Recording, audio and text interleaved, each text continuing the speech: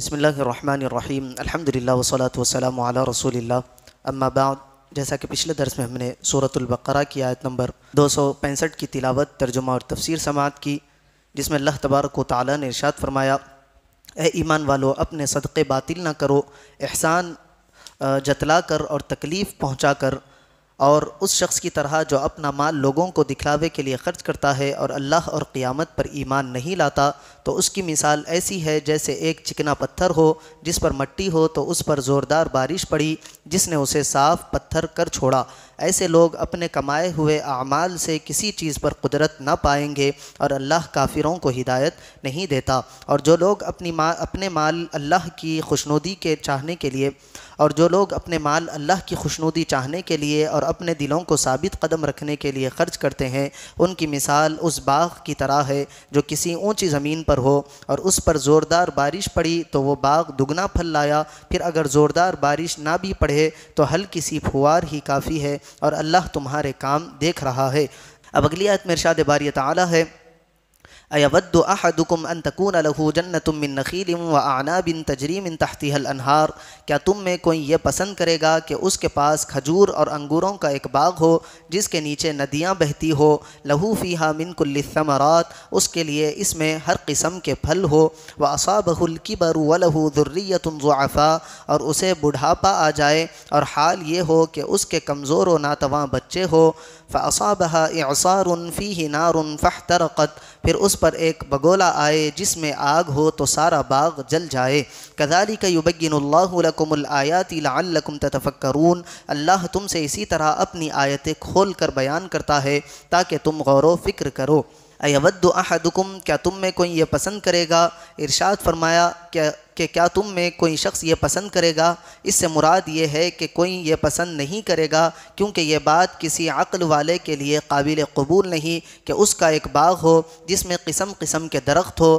پھلوں سے لدا ہوا ہو، وہ باغ فرحت انگیز اور دل کشا بھی ہو اور نفع دینے والا اور عمدہ بھی ہو، آدمی اسے اپنے بڑھاپے کا سہارا سمجھتا ہو جو انسان کی حاجت کا وقت ہوتا ہے، اور آدمی کمانے کے قابل نہیں رہتا، اور اس بڑھاپے میں اس کے چھوٹے چھوٹے بچے ہوں جو کمانے کے قابل نہ ہو اور وہ پرورش کے محتاج ہوں۔ الغرض وہ وقت انتہائی شدید محتاجی کا ہوتا ہے، لیکن اس بڑھاپے اور حاجت کے وقت شدید قسم کی آندھی چلے جس میں بگولے ہو اور ان بگولوں میں آگ ہو، اور وہ آگ آدمی کے مستقبل کے اس واحد سہارے یعنی باغ کو جلا کر راکھ کر دے، تو اس وقت آدمی کے رنج و غم اور حسرت کا کیا عالم ہوگا۔ اللہ اکبر، یہی حال اس شخص کا ہے جس نے اعمال حسنات تو کیے ہوں گے مگر رضائے الہی کے لیے نہیں بلکہ ریاکاری کی غرض سے کیے، اور وہ اس گمان میں ہوگا کہ میرے پاس نیکیوں کا ذخیرہ ہے، مگر جب شدت حاجت کا وقت یعنی قیامت کا دن آئے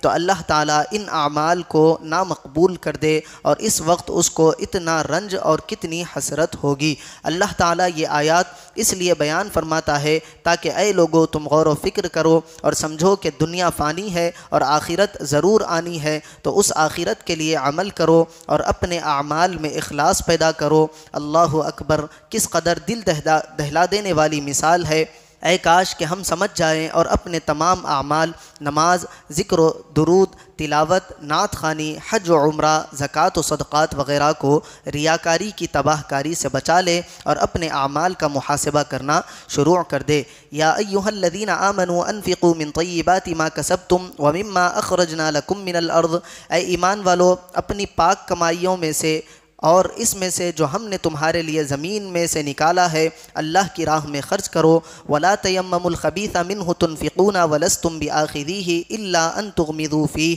اور خرچ کرتے ہوئے خاص ناقص مال دینے کا ارادہ نہ کرو، حالانکہ اگر وہی تمہیں دیا جائے تو تم اسے چشم پوشی کے بغیر قبول نہیں کرو گے۔ وَاعْلَمُوا أَنَّ اللَّهَ غَنِيٌّ حَمِيدٌ، اور جان رکھو کہ اللہ بے پرواہ حمد کے لائق ہے۔ انفقوا من طیبات ما کسبتم، اپنی پاک کمائیوں میں سے کچھ خرچ کرو۔ بعض لوگ صدقے میں خراب مال دیا کرتے تھے، ان کے بارے میں یہ آیت نازل ہوئی اور فرمایا گیا کہ اللہ تعالیٰ کی راہ میں اپنا کمایا ہوا پاکیزہ اور صاف ستھرا مال دیا کرو، نیز زمین کی پیداوار سے بھی راہ خدا میں خرچ کیا کرو، اور اللہ تعالیٰ کی راہ میں ناقص، گھٹیا اور ردی مال نہ دیا کرو۔ جب تم اللہ تعالیٰ سے اچھی جزا چاہتے ہو تو اس کی راہ میں مال بھی اعلیٰ درجے درجے کا دیا کرو۔ غور کرو کہ جس طرح گھٹیا مال تم راہ خدا میں دیتے ہو، اگر وہی مال تمہیں دیا جائے تو کیا تم قبول کرو گے؟ پہلے تو قبول ہی نہ کرو گے، اور اگر قبول کر بھی لو تو کبھی خوش دلی سے نہ لوگے،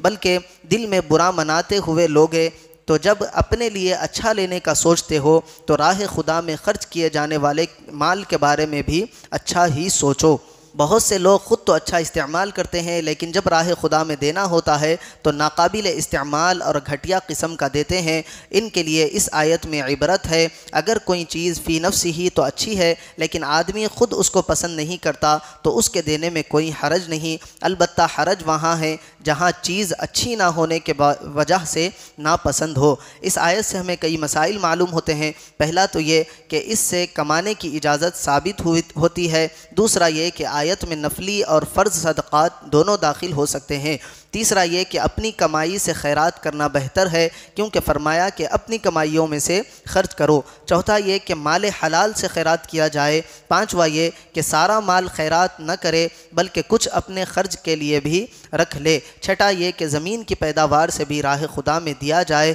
خواہ وہ غلے ہو یا پھل، نیز پیداوار کم ہو یا زیادہ، بہر صورت اللہ کی راہ میں صدقہ کیا جائے۔ اللہ تبارک و تعالیٰ سے دعا ہے کہ کہنے اور سننے سے زیادہ اعمال صالحہ کی توفیق عطا فرمائے۔